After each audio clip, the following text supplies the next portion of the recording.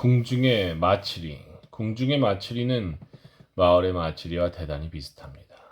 중간인 신사의 마치리는 여러 가지 요란스러운 의식이 있어서 다르지만 궁중의 마치리와 마을마다의 작은 신사들에서 지내는 마치리는 비슷합니다.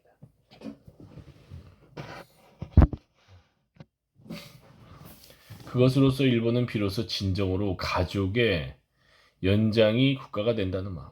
가족의 연장이 국가가 된다. 잘못된 건데. 가족과 국가는 교환 원리가 완전히 다르지.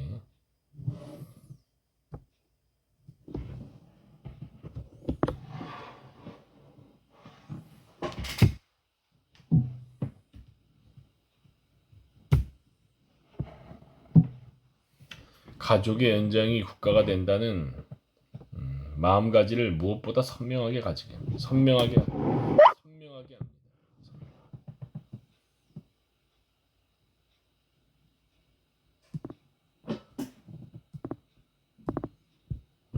민간의 새해맞이 마치리나 수학감사의 마치리 같은 자연의 마치리를 궁중과 마찬가지로 행하고 있음을 민간의 사람들이 알게 될 기회는 얼마간 있을지라도 그것을 천자님이 깨닫게 된 시대가 왔다는 것은 정말로 기쁘고 고마운 일이라고 생각했습니다. 그것이 제가 학문을 하는 큰 자극이 되었습니다.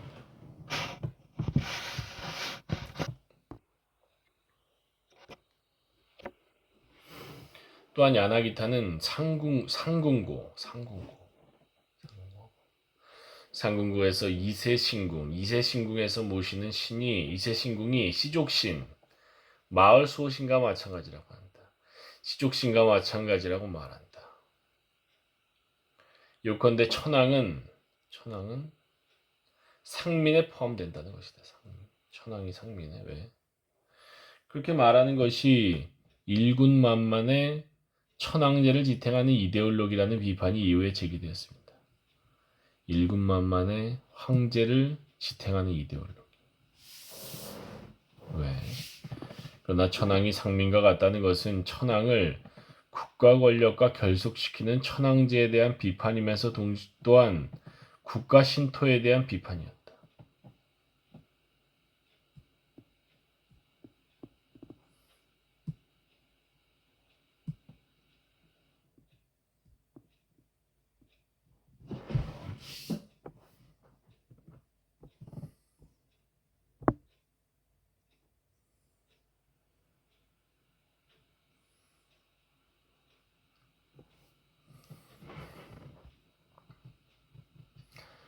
단 야나기타의 비판은 어디까지나 시족신을 믿는 것에 근거했다. 시족신.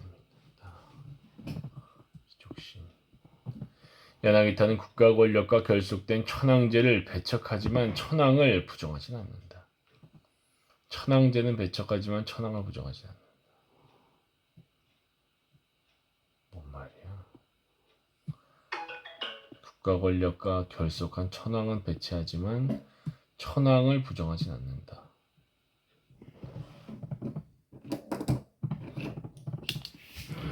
그것은 국가 신토를 배척하지만 시족신이나 신사를 부정하지 않는 것과 같다. 국가 신토를.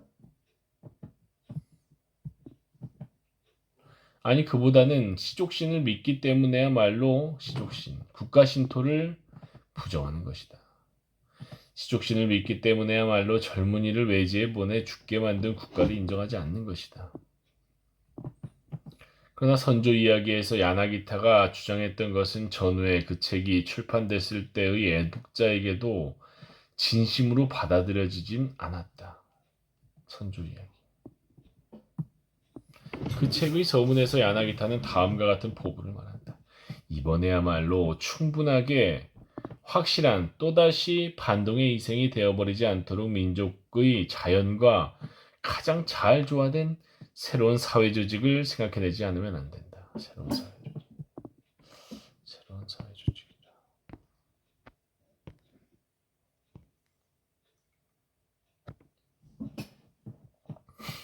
그러나 선조 이야기는 기껏해야 반동의 희생이 되어버리고만 결과를 가져왔을 따릅니다. 선조 이야기. 반동의 희생. 감이 안 오네, 글이. 오키나와로 향한 이유.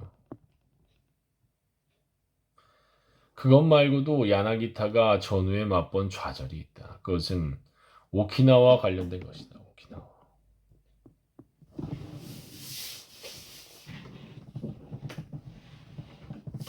흔히들 노년에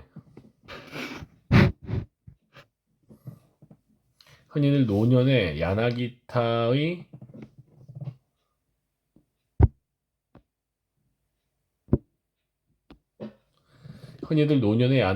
과제가 일본 민족의 태생과 변홍사의 기원에 대한 질문이었다고 간주한다. 태생과 변홍사의 기원. 그것이 그가 오키나와로 향한 이유라는 것이다. 그러나 야나기타가 오키나와로 향했던 것은 그러한 목적 때문이 아니다.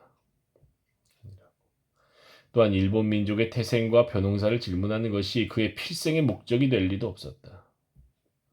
필생의 목적. 무라이 오사무는 야나기타가 오키나와로 향했던 것을 예전에 그가 관료로서 한일합병에 있어서의 법제 및 정책에 관여했다는 사실을 지워 없애기 위한 것이었다고 비판했다. 역시 그런 감이야. 그러나 야나기타는 1921년에 오키나와로 건너갔을 때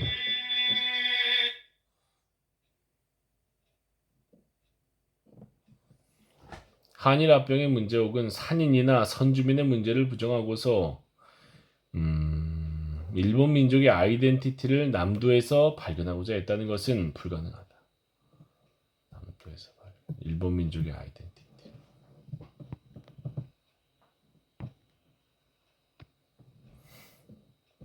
왜냐하면 야나기타는 오키나와로 간 뒤 얼마 지나지 않아 국제연맹의 신탁위임 통치위원이 되어 제네바로 갔기 때문이다. 야나기타. 그것은 한일 병합의 문제로부터 벗어나는 것이 아니라 그것을 보편적인 관점에서 다시 보는 것이다. 이에 대해서 이후 상세히 서술할 것이다. 또 전전부터 야나기타가 오키나와를 중시하고 있었던 것은 사실이지만 그것은 도호쿠 지방을 중시했던 것과 같은 도호쿠 지방을 중시했던 것과 같은 이유에 따른 것이다.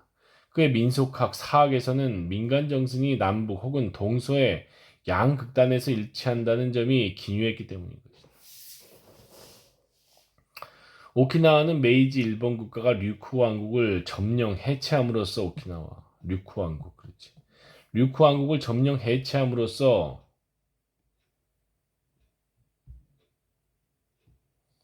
일본 영토에 편입시킨 것이다. 류쿠 처분은 식민 지배이고 조선이나 대만을 지배하는 것과 같다.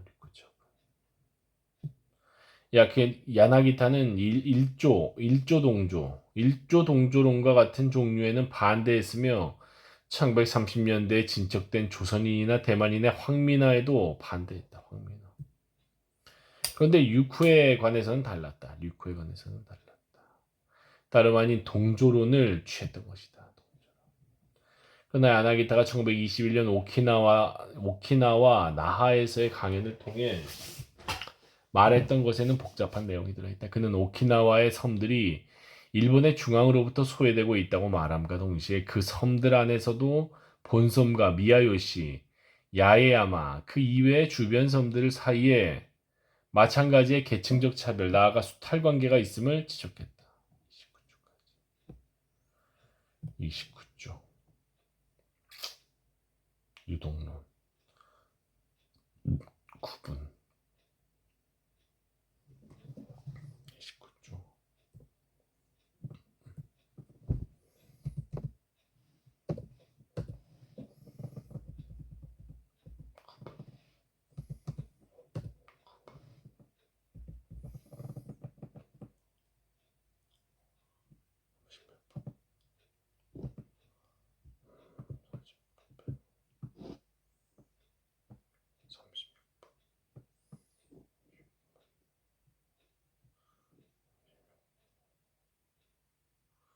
36분에서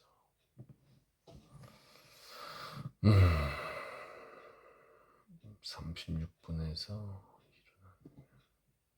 18분, 18분.